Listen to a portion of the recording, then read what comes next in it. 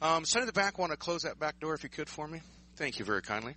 If you didn't pick up one of the handouts, pick one up at some point. You don't have to have it now. We don't read from a script, so it should, well, not that script. Yeah, I'm not awake. Who does this stuff in the morning? So anyway, let's get this whole thing started. Good morning. Welcome to the CALLERLAB Convention here in Kansas City, Missouri, the Show Me Convention. It is Tuesday, April the 7th, and this session is all about, what are we here for this morning? Fun! Learning should be fun. It's always easier to learn with a smile on your face. So we're going to look at some different aspects of this. And just for tidying purposes and everything, remember at some point this is all being recorded. And so we'd like for you to do it with a microphone. We've had a microphone that's been cutting in and out. If it gives us grief, we're going to make you come up here and talk with us. We'll just shift the microphone over here. But when you get everything on the recording, for people who get the recordings, they want to know who you are. Make sure you state your name, where you're from, and then add your comment if you would, please. Okay? Are you awake? Chocolates were good? Oh, chocolate's good. Oh, chocolates are real good, yeah. Anyway, as you noticed, Dennis and I were going to put this thing together so that we were asked to do this panel. We talked about our first night of lessons. And if you notice when you came in, we had music playing lightly in the background. We tried to greet each one of you at some point and make a smile. And that's the first step of anything. That's their first contact with you. And we want you to be thinking about that as that starts that fun. That smile is the one thing you can control. You can only control your own actions. And your smile is the biggest weapon you have. So if you greet them warmly and have a good time with it, that's going to start everything off right. So I appreciate you all smiling back today, even if you think I'm crazy, okay? Now, I asked Dennis Young is our panelist this morning. He gets to do all the work. And I'm just here to keep it all in line. I asked him to write an autobiography. Then I asked him to cut it down from 7 pages to about 20 words. So anyway, let me introduce my good friend here. I know most of this stuff, but some of this stuff was very interesting. But this is what he wrote verbatim, okay?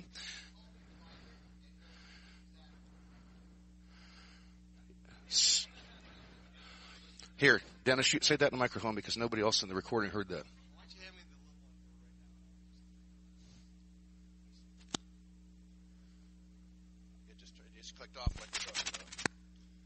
That was quick, wasn't it?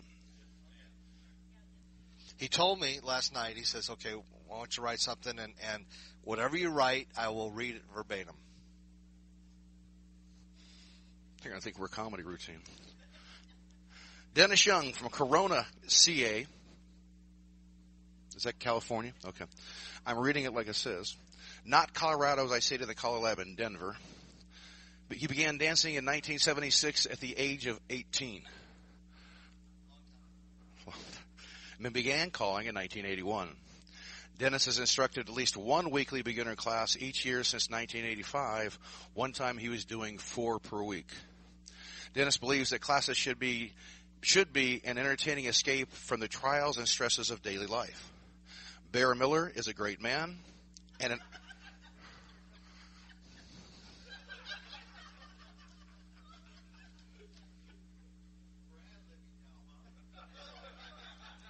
I'm reading from what he wrote. Here, should I start this with quote? Bear Miller, this is good. I got this a second time, you know. Bear Miller is a great man and an awesome grandfather. Ladies and gentlemen, from Corona, California, Mr. Dennis Young. Thank you, Bear. How y'all doing this morning? I didn't know there was 2 9 o'clocks.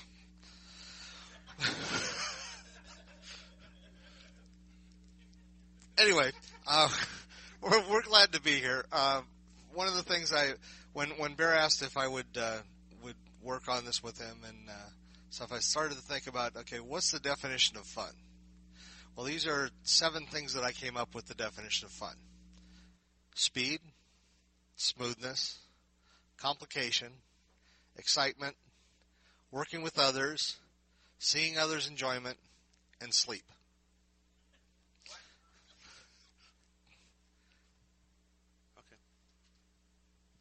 Yeah, and the hardest part that we have as instructors, we have a couple of chairs up here in front if you guys wanted to, or you can stand in the back, that's fine. And we got a couple of chairs up here, you can, yeah. And one of the hardest things that we have as instructors to determine is to evaluate the group on a nightly basis and determine what's fun. As you know, we have a wide variety of ages, abilities, and personalities when it comes to our classes. We don't always have the ability or the luxury of segregating, people into different groups that have different fun. So we have to find that balance in between. And I find doing that, one of the things we can do that with is humor. And I have a lot of fun in my classes. People in my classes say that they have a lot of fun, and it's just a matter of I try not to take things too seriously. I take the instructing seriously, but I try not to express that to the dancers. One of my favorite lines that I use when I'm calling and somebody will have a little misstep or something, I'll say, well, 200,000 or 300,000 repetitions and we'll be fine. And you think about when you go through teaching or when you go through class or 5 years of dancing, 10 years of dancing, you may have done some of these things 200,000 or 300,000 times. And I can remember learning Relay the Deucey, and it was like, God, how am I going to get this? How am I going to get this? How am I going to get this? All of a sudden it went click. It got it. Some of there's actually two ways that people learn, and one of them is visual. People see what they're doing or see what's happening, and then they finally see how to do it. The story I use is my ex-wife was we were trying to learn a call, and she just couldn't. She was just having a little trouble with it. And so one day we're at the house, and I pulled out my dolls. And on the thing, I pulled out the definition book, pulled out the dolls, and said, "See, this goes here, this goes here." So by looking it over top, she was able to see, "Oh yeah, that's it." So from the visual in front, she couldn't. She was having trouble, processing. But when she saw it over top, and I don't know if you've seen some of the videotapes that are out there that shoot overviews, or now they have some of the computer programs online, or the websites that have the actions. And those are good teaching things that you can present to your dancers to look at. But the fun is it's a wide variety of different things to different people. I call the fun quotient portions of humor. Try to find an event or an action and make fun of it without offending anybody, and that's kind of the fine line of my dry humor. Is I really try not to offend anybody. Matter of fact, I pick on myself more than I pick on any of the dancers. I try never to call anybody by name, or say would you turn around, please. But I use hand signals. I'll point at somebody and I'll go like this, turn around, please. But the other is using lively music to bring up the levels of emotions. With our music, we can do so many different things with our music, and we have such a wide variety of music that we use now. I use some new stuff, some old stuff, non-traditional, and it's a lot of fun. The attitude, and I can't stress this enough, is by presenting a positive, outgoing attitude. What I've written down here is a patient demeanor. I've had people tell me that how do you deal with these people when other people get so frustrated, and I'm just kind of laid back and kind of like Bear. Bear is probably the most laid back person I know. Smile. And encouragement. You got to make sure that you're encouraging all the way through the process. I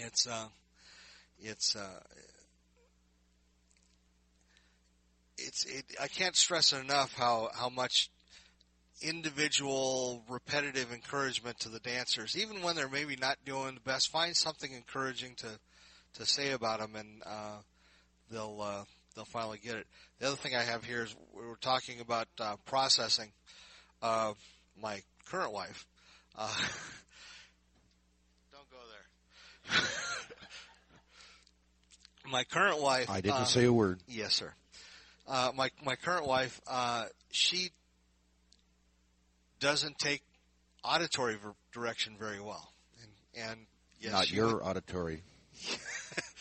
So we were talking about it the other day, and she said, "Yeah, when I was teaching, she would go through it, and after she got through it on her own brain, she would finally get some things. But when I teach, one of the things that I try to do is when I'm teaching a new figure, I'll go through a call without telling them what it is. I'll kind of directionally get them through it, and then I'll say, okay, this is the call and this is the definition. And she would always tell me that I would say, this is called definition, then she would hear blah, blah, blah, blah, blah, blah, blah, blah, blah, blah, blah, blah, blah. So. Okay, so now what I just heard, blah, blah, blah, blah, blah, blah, blah, blah, blah, blah, blah. That was not rehearsed.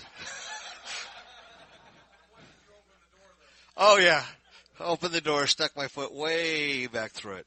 But again, like we're trying to present here, the fun is a wide variety of things, and we're going to discuss with you guys. So maybe you can give us some of the ideas that you have of what fun things that you do in your class. The other thing we got to remember about square dancing is it is a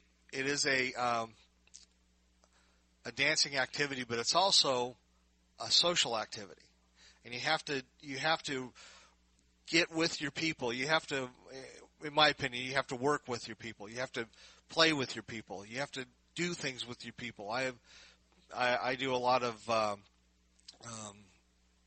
whenever the club has an event. Right now I'm teaching for 2 clubs in Southern California, and whenever the club does an event, I try to make it, try to be there.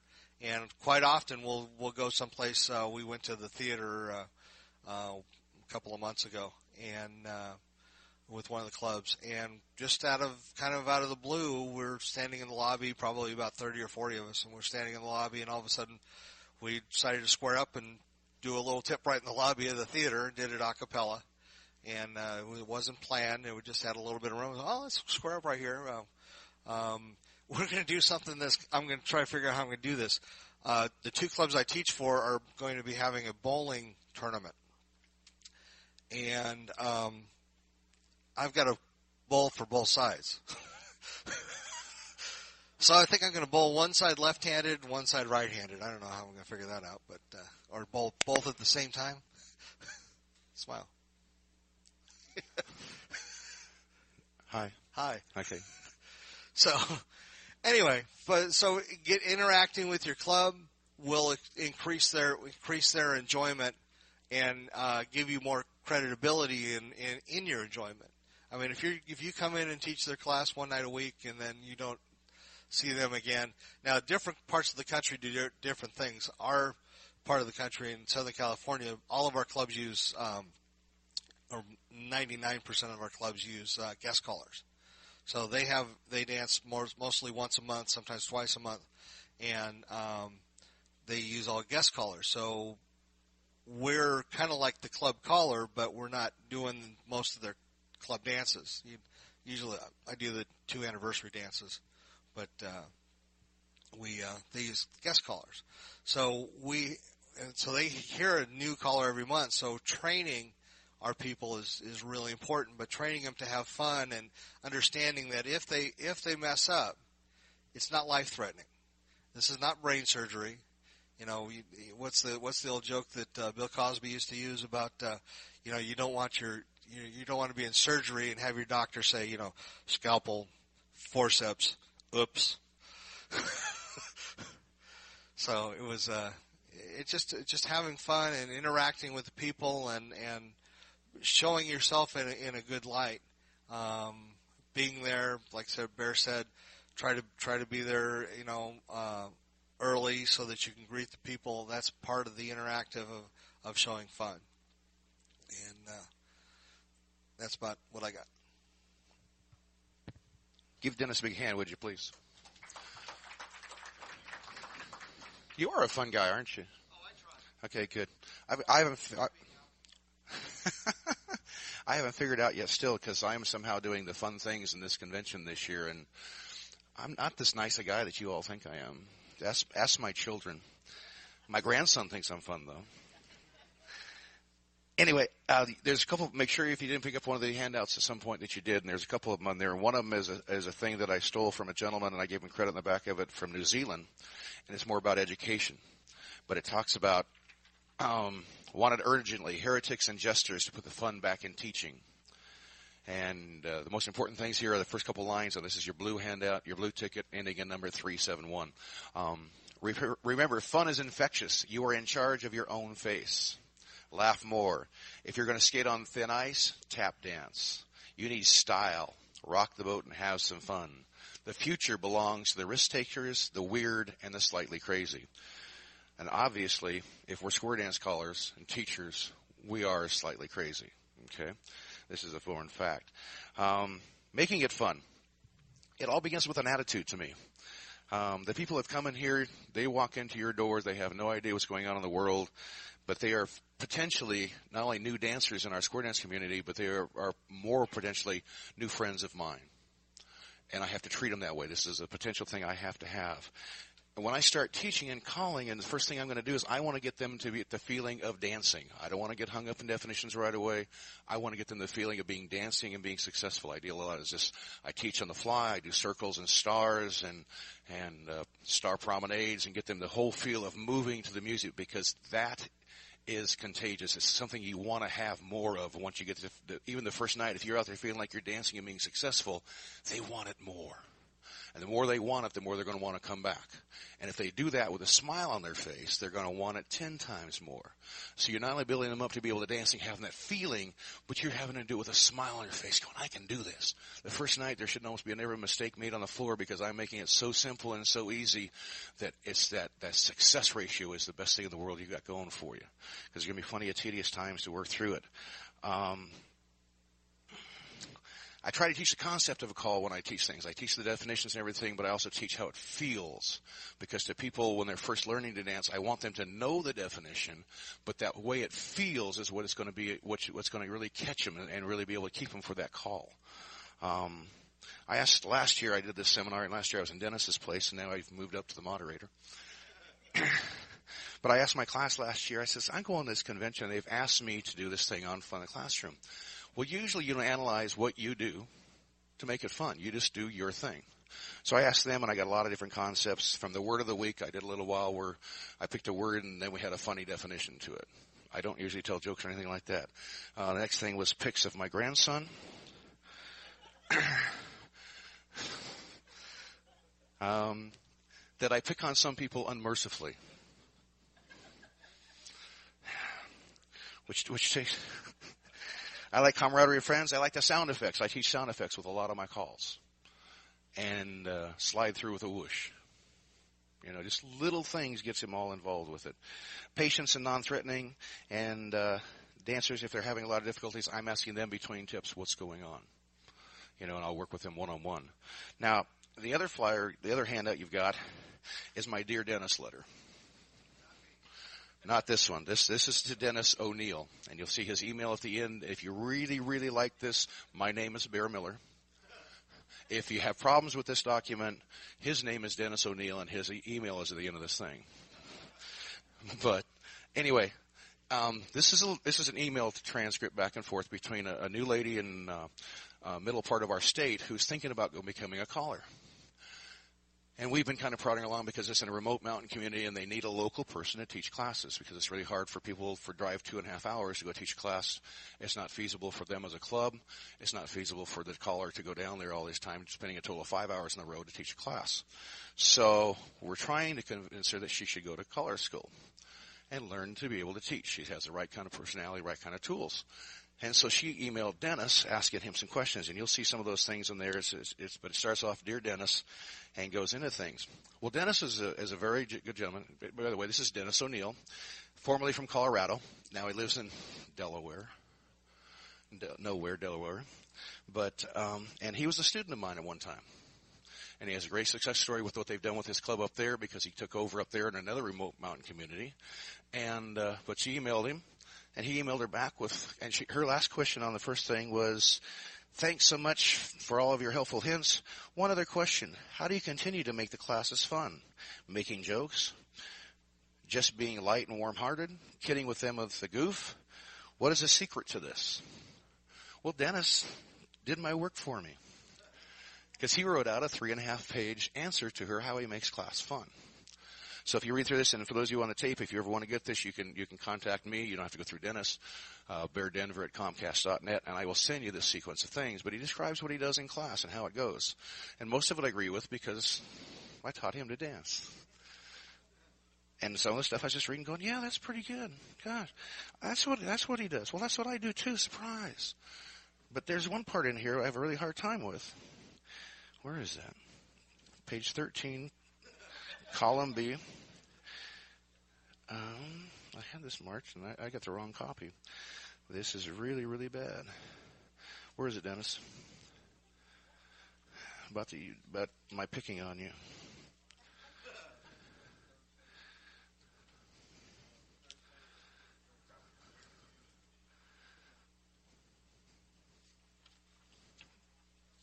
Page 3 in sequence. How come I can't find it?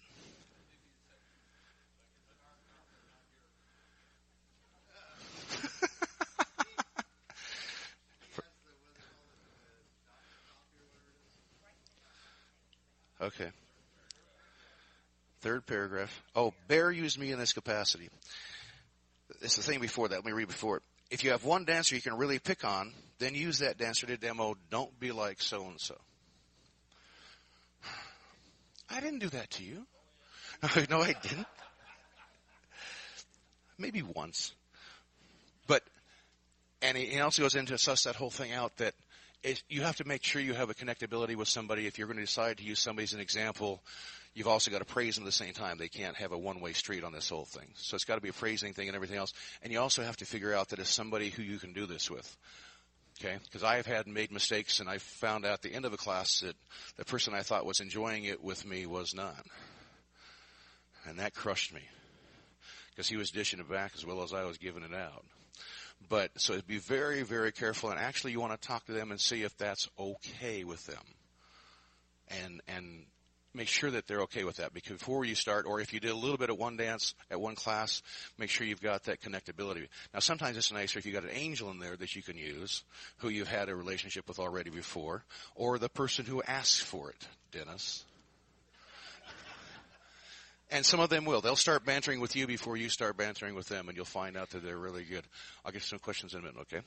But write it on a note. Make sure you come back to it, okay? But make sure that you have that relationship, that it's a good relationship, and you're not going to be threatening them or you.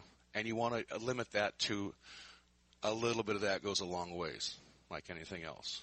But sometimes you just need something to lighten up a moment. He talks about a lady in his class who has the biggest smile and a great laugh, Judy April. And make sure, so he would just get her to laugh, and it would break up the whole class when it was in a tense moment. And you want to avoid those tense moments. Dennis was talking earlier about, but anyway, read the whole email, and it's a wonderful thing. And I do give Dennis credit for it, so I don't get accused of any plagiarism. And but going back to what Dennis was talking about earlier, learning styles. We should have talked on this before, because I have 4. I have an auditory learner who occurs everything through spoken words. That is our perfect learner, because we're using spoken words, and we expect them to be able to adapt to it. We have a kinesthetic learner who occurs from actually doing it and interacting with it. Some people don't have, some people call it rote. I have to do it over and over and over again before I get that thing. Okay? You talked about visual learners. Some people have to see it. Other people are tactical. They have to be able to sit there and draw it out themselves. They have to be able to somehow write the definition or draw out a diagram of their own before they get it. Thank you. My wife's a teacher. My mom's a teacher. And my sister's a teacher. My wife teaches. What was that? Now remember, the bantering and you pick on me, I pick on you. You started it now, okay? But, well, here, let me give you an example. My wife teaches ECE, which is like the Head Start program. She teaches 4-year-olds. My sister, who's in the room? Anybody from Round Lab? Sorry. Okay, I'm being funny now. Okay, don't take that seriously, what I just said. Okay. But anyway, my sister is Karen Herr, who is John Herr's wife, who is the chairman of Round Lab. And she happens to teach kindergarten, 5-year-olds. My mother's a retired school teacher of 35 years in the public school system who taught first graders. So you'll notice that the oldest that they've ever had to deal with is 6 years old. I fit into this perfectly. They practice on me all the time, okay? But I did learn a lot of things from it, all these very technical words and everything. But you have to touch everybody in some way, because sometimes you're going to find people having struggle with something. And if you know that, okay, somebody needs to see it. Somebody needs to actually draw it out. Or they need to be able to not just see you do it, but they have to draw that diagram, you know? Or they just have to see somebody else do it. And so sometimes you have to find out if people are struggling, because if they're frustrated in learning, they're not going to be as happy. They're being successful with it, they're going to be happy. And the last tip of the night, make sure I just call easy stuff that's going to be, if it's stuff from 5 weeks ago, but I know they're going to be successful, I want them to walk out with that great feeling of success, with a smile on their face. Okay? And so, anyway, my greatest regards to Round Lab. We appreciate all our support. And remind me to apologize to my brother-in-law now. That is formal now at this point, right? And so at this point, we'd like to open up to everybody else and get some comments in here before we wrap some things up later. Remember, if there's some handouts up here for those who came in late, there's also more chocolates up here. I don't need them. Make sure you have one. And we'll be passing this microphone around. Yeah, we got this one here. There, it cut out again. There, it's back. No, it's back. It's back now. We've learned how to adjust this. So I wanted to point out one other thing that struck me as Bear was talking. One of the techniques that I try to use to kind of start the evening lively, not in my first night of class, but every night of class, I do a thing what I call wind in the face, where I'll start them off slow and with very easy calls, whatever they have already had, maybe like months ago, and I'll just get a little bit faster and a little bit faster and just nonstop flow, just to get their listening going so that they're ready for teaching. So it's just a little technique that I use for. You had a question? No, the most polished version. Could you state your name for the tape? Steve Trump from the Chicagoland area. The most polished version of the caller versus dancer, we call it tete-a-tete, was, I'm trying to think how you put it. Don't make me learn your first name. Ain't that right, Skip? And you name out the angel that with the thickest skin. Right. It's off, on, off. Why don't you come on up here and we'll, if anybody has any.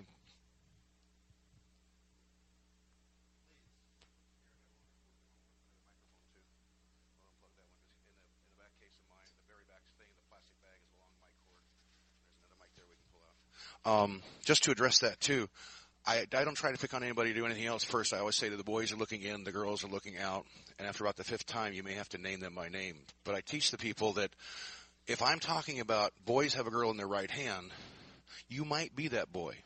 You really don't want me to call you by name. So think, I'm a boy. Do I have a girl in my right hand? I may be talking to you. And you don't want me to be the one who points you out and says, you're the one I need to have turn around. But after the first 7 or 8 times, I will.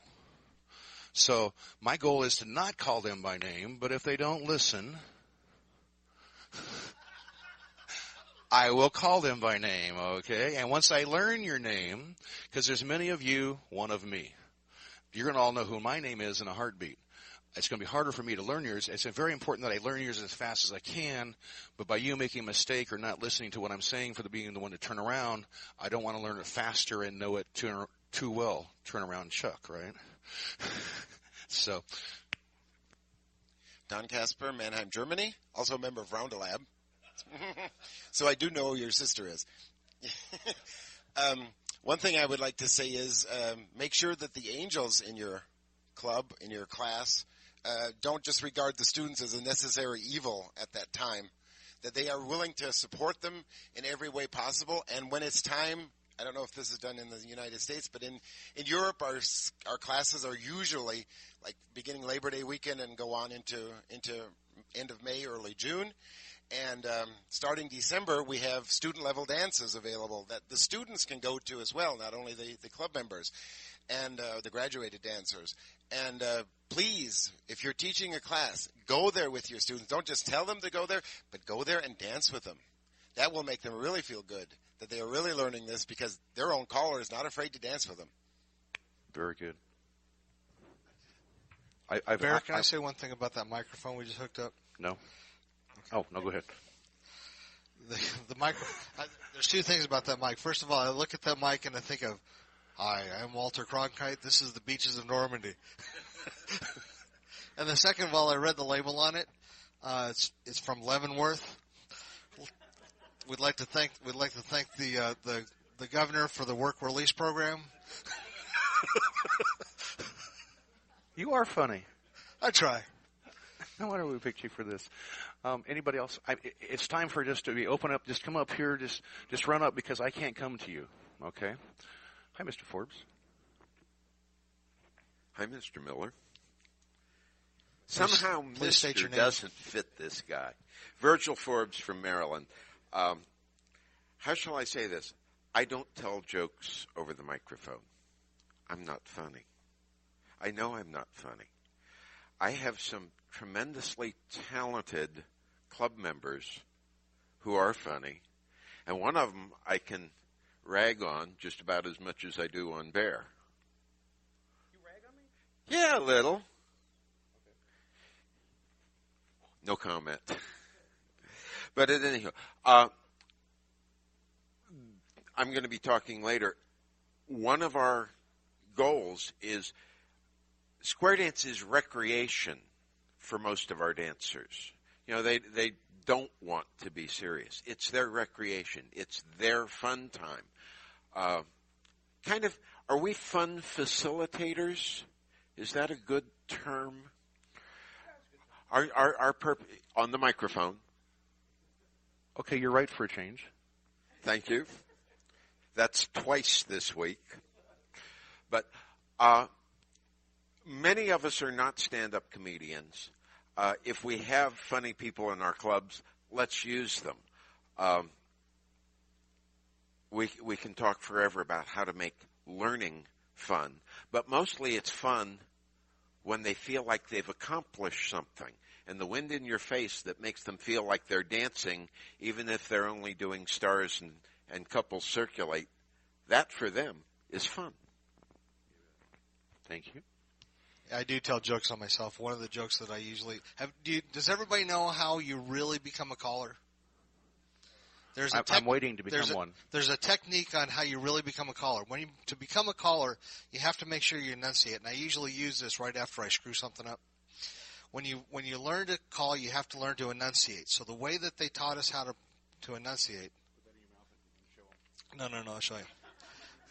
You take a handful of marbles and you stuff them in your mouth and you practice your enunciation. You enunciate, you practice, and as you practice your enunciation, you spit out a marble, and you practice your enunciation, you spit out a marble, and when you lose all your marbles, R. You know, you could have demonstrated that, put that chocolate in your mouth, and practice spitting things out. I can't enunciate that well with a mouthful of marbles.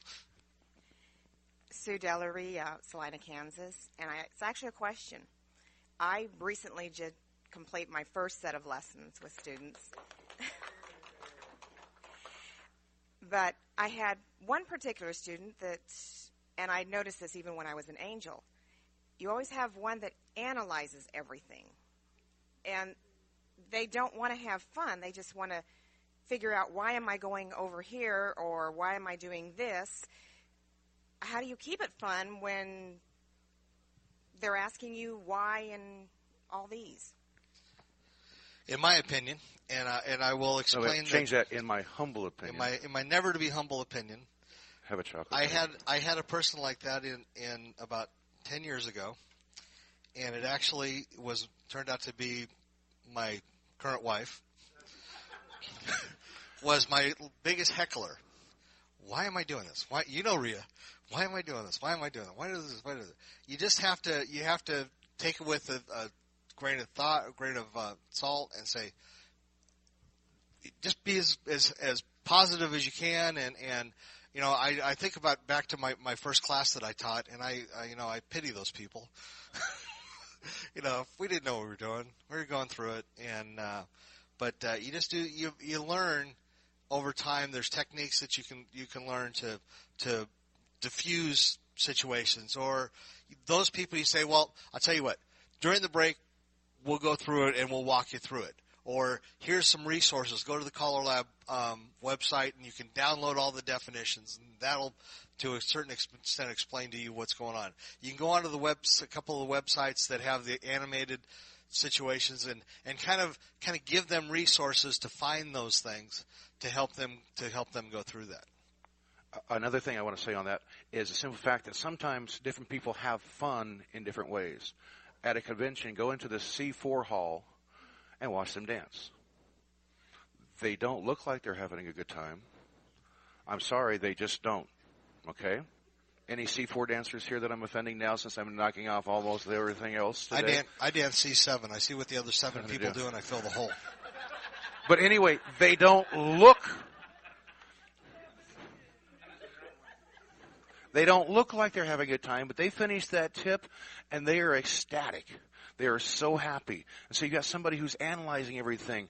The fact that you give them something between tips or something else, you're making them ecstatic even though they don't look it.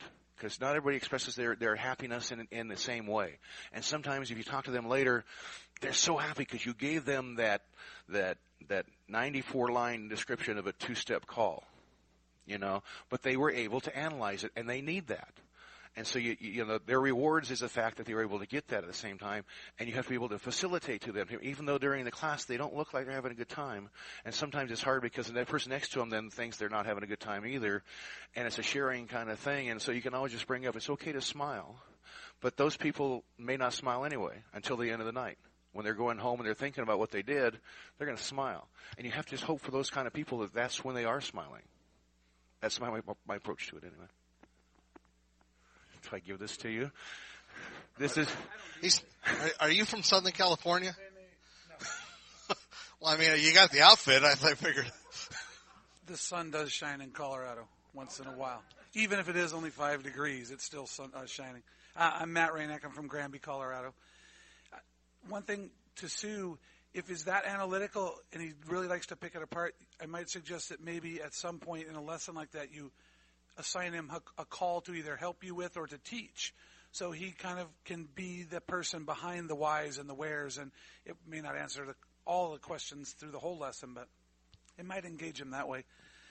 What I was going to say is not everybody is a stand-up comedian, which is a good thing. And some people don't even think that they're particularly funny. But one of the best ways to convey any kind of humor is to be relaxed. And the best way to do that as a teacher is to know your material and be prepared so you're not worried about what it is you're going to do and how you're going to do it.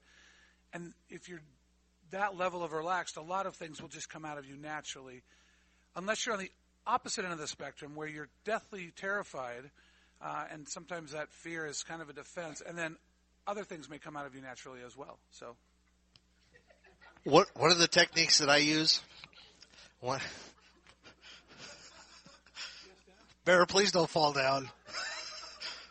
You can't hear this on the tape, but Bear is just about to fall down. One of the techniques that I use, especially if things are starting to get a little tense, I'll tell everybody, okay, let's all do this here. Everybody stand up. Stand up. Sit down. No. Stand up. Okay. Now, what I want you to do, we need to relax here. We need to lighten up. So what I want you to do is I want you to just stand there quietly. Close your eyes. Deep breath in. Deep breath out. In. Out. Okay. Just let your mind be free. No, it's dangerous. We don't do this in Colorado, Dennis. I'm sorry. Now you can sit down. I just try to kind of diffuse it. I get people humming, and then I'll say, you guys will do anything, won't you? One of the things I do is thank you, Matt. Just as a quick comment about my friend Matt. He's from Colorado, and I'm very proud that he and I kind of work together on some of the things he's been doing, and he has been very impressive for just taking this over 14 months ago. And he did out of duress their club call in the mountains. They had lessons set up to start in January. The caller was 47 years old, and in November he had a heart attack and died. And they had all the lesson plans and everything, the whole class recruited for the next class. And they had nobody to be able to do it. And he stepped forward, went to a quick caller school, which confused him more than he did anything. But he worked hard, just like Dennis did, and learned the craft enough to be able to teach a class, and now he's hooked. But now he's calling it nationals in my spots. But anyway, what did you just talk about? Use your humor or whatever you're doing. I mean, I'm considered funny, but you've noticed I don't tell jokes. I just usually get into a situation and we play off of what happens. And you have to be adaptable to that. But I also try to have anything I have set up for whatever group I'm dealing with, whether it's in a group of adults who are looking at me, who are scaring me this whole session. But I'm glad you smile occasionally. Or if I'm dealing with kids. If I'm dealing with a bunch of youth, one of the ways I get control to start with is because the teacher's going, they're going to be really loud. And I go, no, they're not. We're going to have a good time. And I start off with a silent scream. I say, all the kids, I want you to think about this. I want you to scream for 5 seconds as loud as you can without making any noise. And so I show them, I just say, okay, take a big deep breath in and scream. And I tell them to stop. So in unison, we all do that. And they all get a little chuckle out of it, but then I have quiet and I get their attention and we go on. Now the reward at the end is if I'm in the right place, we do a 5-second scream for everybody to scream. And the rule is if you want to, you can plug your own ears. If you plug your ears, you don't get to scream. But it's fun because they've been quiet for an hour and all of a sudden the whole school hears this scream coming out of this room for 5 seconds, and I count it down and I do this, and the object is to have silence when I do that. And by then I've gained the control and the trust from them to be able to do that with. And it's just one of the tricks I've learned I deal with kids when I do that. I don't use that with a senior group. The comment was, does my wife use that on me? My wife's badge says bear control. Mine says club caller, hers says bear control. My wife's not here this week. Bad bear. And usually if I've been bad, she'll be coming walking up from the back of the hall, and I get the idea I've been bad. She doesn't have to say anything. She doesn't need to make me scream. She can catch my eye. She's like my mom. Mom had the look, didn't she? Could your mom look at you and you didn't have to say a word, did you? You're going, hit me, beat me, speak to me, but do not give me the mom look. Right? We all had that mom, didn't we? Yeah, my wife has that look for me. And I hush and I shut up just like that. Well, no, I don't.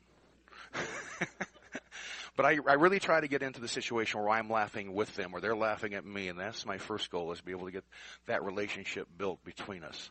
Who's up next? I'm dominating this thing.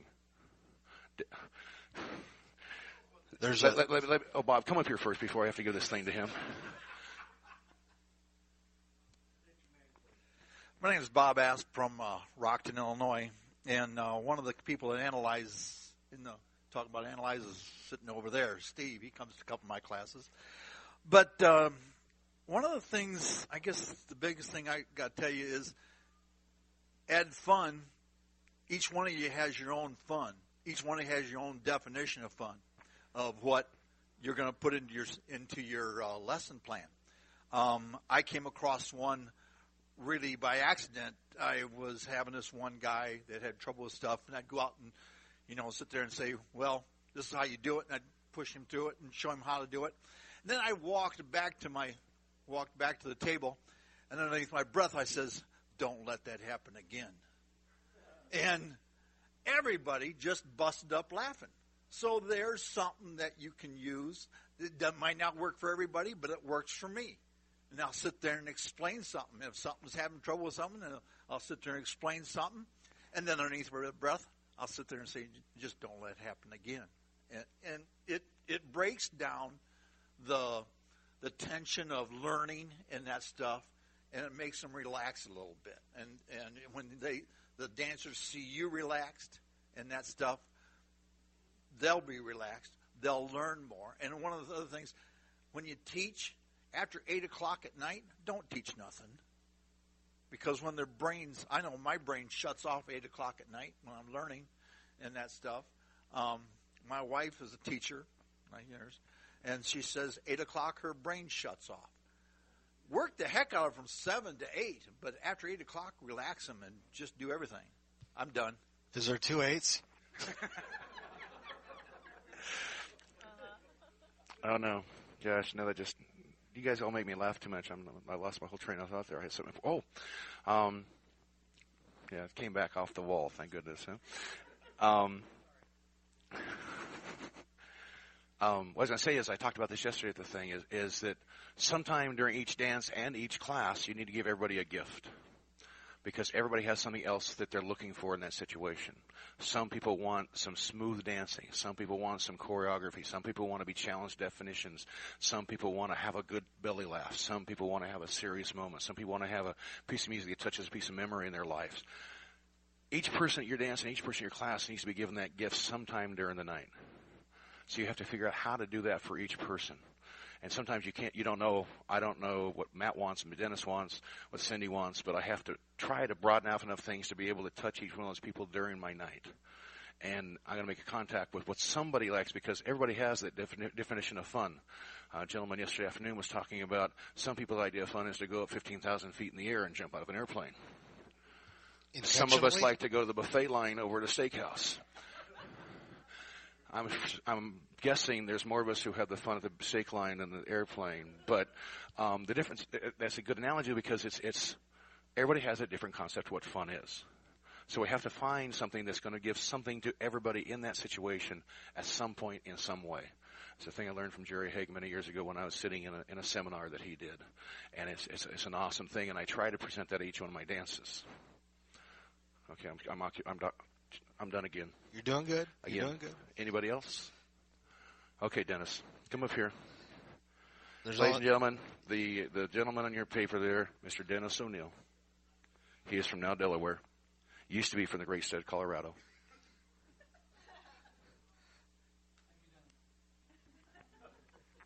Thank you, Barry. Shall I turn him down now? You should tell these people who didn't get your flyer that you keep talking about, because there is not one here. Because some of them, you've got half a dozen people didn't get one, how they can get a copy. Like I said, my name is Barry Miller. If you liked it, if you liked the presentation, if you didn't, his email's on the paper. If you don't have that paper, I gave them my email address to be able to contact me, and I will forward them that. Or if they ask me real nicely, I'll figure a way to print that up while we're here. But you all surprised me. I didn't expect this many people here smiling this morning. It's 9 o'clock in the morning. Do you all not know that? In Colorado, it's 7. In California, it's 7 o'clock in the morning. Yeah. Besides work and stuff like that, there's nothing that happens then. Sorry, Dennis. Yeah. I think it's just important to remind, that as it's already been discussed a couple times, it's not about telling jokes. If you're a good joke teller, that's great. But it's just do whatever comes naturally to you. But the whole focus of the fun, everybody keeps talking about it, is, in my mind, the reason for the fun is to get everybody relaxed. Because if they're relaxed, they're going to be more open to receive whatever it is you're trying to teach them. You've got to, they just came in from work, they came in from whatever they were doing, they're all tense, and get them in the door and immediately relax them and let them know that, hey, we're going to have a good time tonight. Even if we don't learn anything tonight, we'll just have a good time. And I think that's one of the reasons I had a whole lot of success, and I think Matt has success for that same reason, because we just have a good time and get all the dancers just to enjoy themselves. And then at the end of the night, they don't even realize they just learned 3, 4, 5 calls, But the whole goal about the fun is not just for fun's purpose. The purpose is to get them relaxed. I think it's just, and that's what Bear does so well, is just get everybody relaxed. Well, thank you. Yeah, you're welcome. I tell people in the first night of class, I said, One of the great things that I love about square dancing is that you can't think about all the fun stuff that's going on during the day, that has happened during the day or is going on in your life when you're square dancing. And what makes it even more fun for me is that I have to take that, or we have to take that to the next level when we're calling.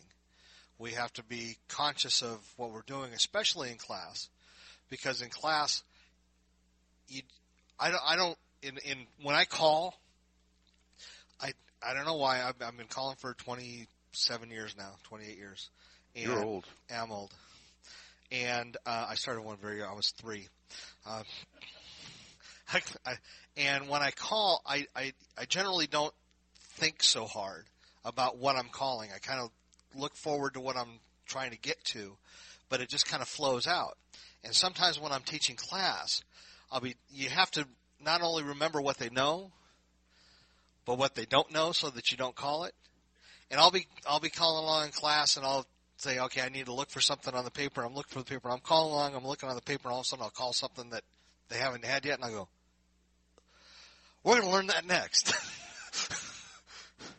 So it's just a matter of, again, diffusing and making people relaxed, and that's the thing, is you can't think about all the stuff that's going on during the day. So they may have that issue in their head, and it's up to you to try to get them to get out of that mindset and get into the dancing aspect of it, and part of that is having the fun to try to redirect the brain. Another thing is you have to be you. When you're going to be humorous, you're going to make it light, you're going to be funny, you're going to be whatever. You can't be me. You can't be John Jones, who has a whole different style of humor. Mr. Dry, one comment during the thing, and you're busting up laughing. He's got that stern face. It works for John. When you're teaching the class, you have to be you, because they'll be able to pick that out of you, out of nothing flat, if you're not being you from the inside of you. It really helps if you're funny looking, naturally. I tell people this is not fat. This is a well-developed diaphragm. We know when you call, you have to project. You need that diaphragm for support. Bear's well supported. Them people aren't that stupid. I'm sorry.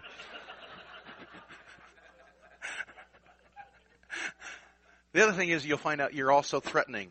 Even if you're the lightest, friendliest person in the world, like me, is the people in your class, you are still the instructor, and they're sometimes kind of afraid to come talk to you. Somehow you have to break that down. Dennis, in the paper we talk about making sure that you try to say something to each one of them on their way out of the door. And if you can bring up something particular about what they did during the night, their outfit, their eyes. The girls are easier to do that for me. I don't know why. But to compliment them in some way, or just, it's great to see you tonight. But they gotta believe it. And as they're straight out the door, there's 2 or 3 people in a row. Don't use the same remark. They'll catch on real fast, But make sure it's something from your heart that you noticed during the night, or that they noticed from 3 weeks ago, or the fact that you had a grandchild 15 months ago and he's really a nice grandson, that you want to bring that up at some point, But, and if you have a shtick, grandbabies, keep it and use it. Milk it for all it's worth. If you find out you've made a connection with the people, it's an easiest thing for me in the world to light up the whole thing. Is all I got to do is ring up a moment and says, so have I told you how my grandson is now? He's doing this and he's doing that. Whatever's going on in the class where we've had some stressful moments because we're having a hard time with something, that's gone. And then we get back to work. The other thing is, do not let your tips go on forever.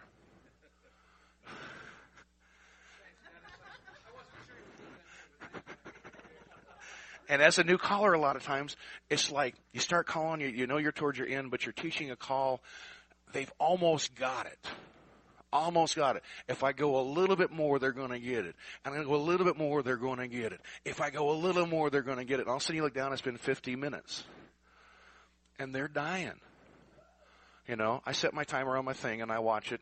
And when the tip gets to be anywhere over 12 minutes, I look for getting the nearest resolve, and I'm going to get off the floor. No matter how close they are to getting it, when I give them that 5-minute break, they're going to come back and they're going to potentially get it because their minds are rested. So sometimes you just have to give them that break. But I know I was guilty, and that's why I'm sure Matt did it too, was because when I first learned to teach, I had ungodly tips because they were that close to getting it. But it's something you learn is that their brain shut off and they get worse. They forgot the things they already knew at that point. Now we're going to have the English perspective on the whole thing. Hi, pretty lady. Thank you very much. Chris Day from Manchester, England. We have a very successful recruitment program. We're a rural area right in the middle of the Lake District, or in the area of the Lake District. We haven't any clubs within hour and a half from us. We changed our night from the club night to a separate night for beginners 3 seasons ago. We have to set the hall up, so people have to move some of the furniture because they have kiddywinks, little chairs and whatever, so the new ones have to help. So it's teamwork, getting the hall together. We get there early, so we're always first, so we've got the urn on and whatever. So they're all friends, helping each other. We're there early enough that we can greet them at the door and say, hey, how are you? Take the money ourselves. We don't have a committee that do it, even though it's a committee club. If Trevor makes a mistake, he admits it, and the members actually score.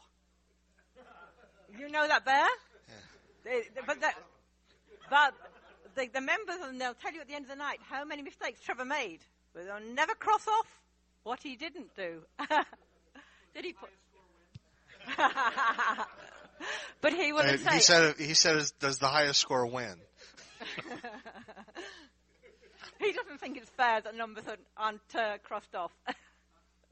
We have a good time, and if Trevor will say, hey, it must have been me that goofed, because all the squares seem to be the same. You all goofed the same way? Yeah. He doesn't pick on people, and we don't joke, and I'm always in the square. I dance both male and female, so I'm giving them praise and compliments all the time. We say to new ones, if they say, oh, we're going away for vacation, we'll buddy you up with somebody. This is the person, and come back. They can be away 3 months, but they know exactly who they've got at the end of the day, and they will look after them once, probably a week, 2 weeks, to get them back up to speed. So we never lose them. The Angels started as Angels, but now they come as friends. They enjoy the class night more than they do the club night. So it is great, and they all know everybody, and we have a good time. Come and join us. Which flight are we on? Yeah. The other thing, too, is if you're not well-versed in humor and you just want some little things sometimes, there's a couple of availabilities out there with Vic Cedar's website, and John Jones has a book with the little sayings or traditional things along the line that sometimes you can just throw in, and people is just, promenade your partner like a red wagon where the axle's broke and the handle's dragging. And it's just a little thing, but all of a sudden, they're promenading, they're going, what did he say? And it's just a little thing, and you get it back, and you don't want to do that every time. You may want to use that one every 3 or 4 weeks, but if you have a repertoire of them, or you buy John Jones' book and make sure I get a cut off of those books that he sells, is that the fact that, if you can throw in little comments like that. And when I was doing the word of the week, I would always throw it in the middle of, I say, and if you ever want people's attention, throw in things while they're dancing. Score through 4. And the word of the week this week is going to be Thermopolis. And then you do-si-do and da-da-da-da-da. You go on, you go on, and go on. And I get their attention because if they're sitting in a thing or sitting around the side listening to announcements or whatever, their minds may be any place. But if they're listening to me call, they're on every word I've got. So if I want a really important announcement, I slide it into a big call. And it works very effectively. Because if I do it otherwise, my wife says, well, how come you didn't announce the dance in 2 weeks? I says, during announcements, I did, dear. Oh, but if I put it into a square through 4, don't forget we're right back here in 2 weeks, and I'll be here calling da-da-da-da, and do-si-do and da-da-da-da and go on. I do the same thing with class. Don't forget that we've only got 2 more tips to go tonight, and, that kind of thing. Did I ever tell you about the new call I invented? The new call you invented? Yes, it's spin chain exchange that really deuce gears your neighbor. Wow. Do you have the definition of that? Yes, No, I don't have it off the top of my head, but if I call it, and then when I come back, I say reverse, and I have time for dinner. Sorry, that's California humor. I'm sorry. Okay. Yes, sir. My nephew says hi. Hooray for speech therapy. My nephew says hi. Hooray for speech therapy. Yeah. I thought he was analytical. Yeah. He was. Getting ready to wrap this up. The other thing I like to do is not that I'm lazy or anything else, but my classes usually are set for 2 hours. And like Bob was saying, after an hour, I found after an hour and 20 minutes, no matter what time I start the class, their brains start shutting down. So I like to finish my class, and the last little bit I don't teach anything or do anything like that, but I do a good night circle before they leave, and if they've done really well, which happens to be every week, they get to go out 10 or 15 minutes early. And that gives us 10 or 15 minutes to socialize before we have to get out of that hall, and we use that time for really things happening. I also picked up a thing from Daryl Clendenin from the Pacific Northwest. He does his class, and if they fell into it, they would do the first 45, 50 minutes. They sit down and have cookies and a snack and everything else, and he thought it was going to destroy the class. They sit down for 15 minutes, get off the floor completely. He thought they're never going to get back up and do everything. But that social time, they weren't trying to socialize then while they were dancing, and they didn't have to worry about waiting for it till the end.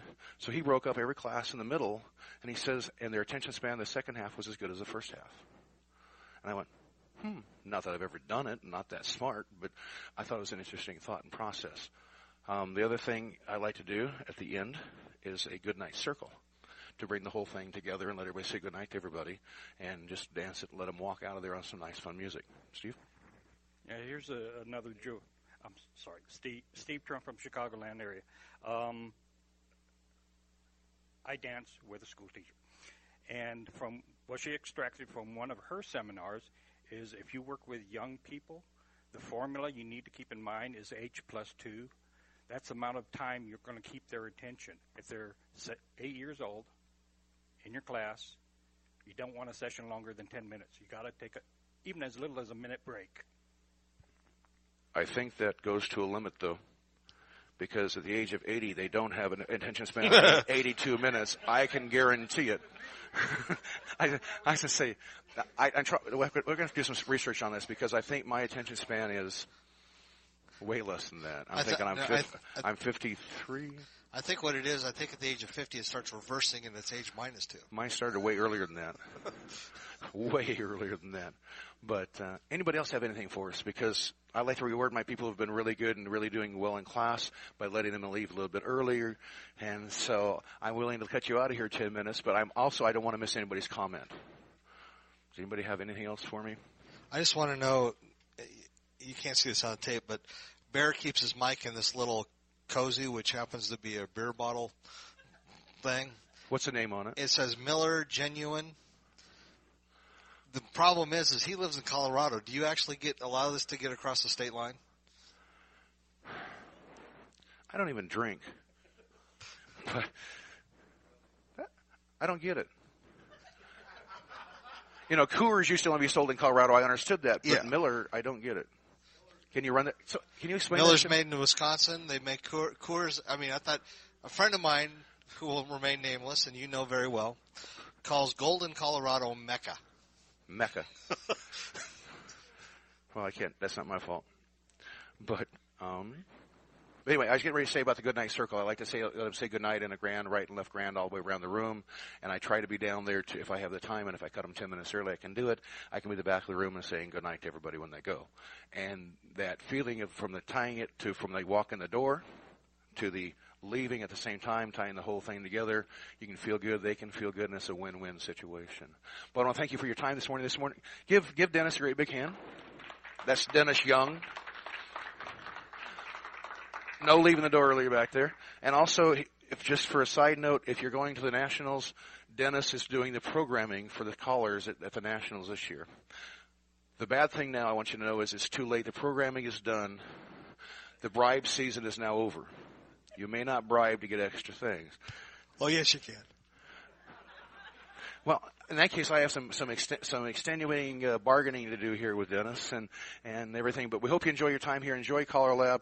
I thank you for coming out this morning, for smiling and sharing, and just have a wonderful day. Thank you very kindly. Thank you.